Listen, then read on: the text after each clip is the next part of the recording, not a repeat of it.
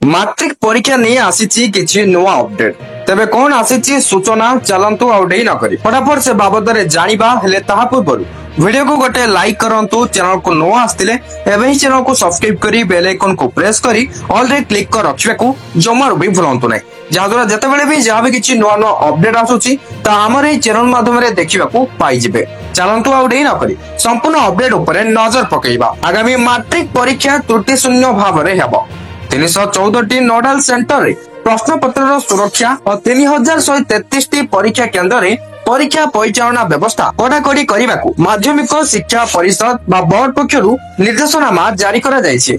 कटक स्थित बोर्ड मुख्यालय रे मंगलवार अनुष्ठित मैट्रिक परीक्षा परिचालना बैठक रे एने विस्तृत आलोचना करा जायछि।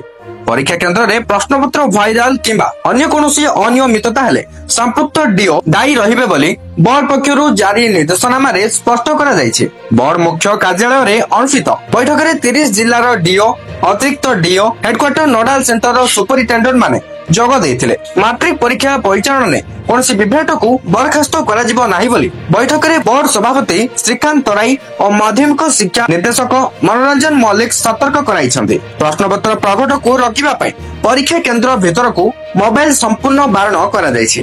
केवल सेंटर सुपरिटेंडेंट और पर्यवेक्षक परीक्षा केंद्र को मोबाइल नहीं पारिबे मात्र परीक्षा हॉल को नहीं पारिबे नाही बोली बैठक रे स्पष्ट करा जायछि।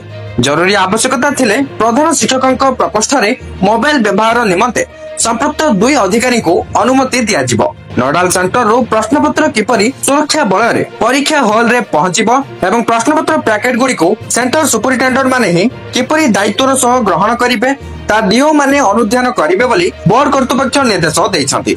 सही परी परीक्षा सुपरिचालना लगी प्रति सेंटर पई राज्यर 3133 जन पर्यवेक्षक नियोजित हेबे। यार तालिका केतेक जिल्लार डीओ माने दैथिबा बेले आउ किछि जिल्ला रे डीओ माने अद्यावधि देई नाहंती। जिला स्तर रे डीओ माने समस्त सेंटर रो पर्यवेक्षक सेंटर सुपरिटेंडेंट मानकु ने आसंता 14 तारिख सुधा परीक्षा परिचालना ट्रेनिंग शेष करिबा पई निर्देश दिया जायछि। सूचनायोग्य आसंता 21 तारिख रु मार्च 6 तारिख पर्यंत मैट्रिक सह राज्य मुक्त विद्यालय बा एसओसी और मध्यमा परीक्षा मध्य हेबो। राज्यर समस्त 3133 परीक्षा केंद्र हॉल सीसीटीवी फोकस रे रहिबो।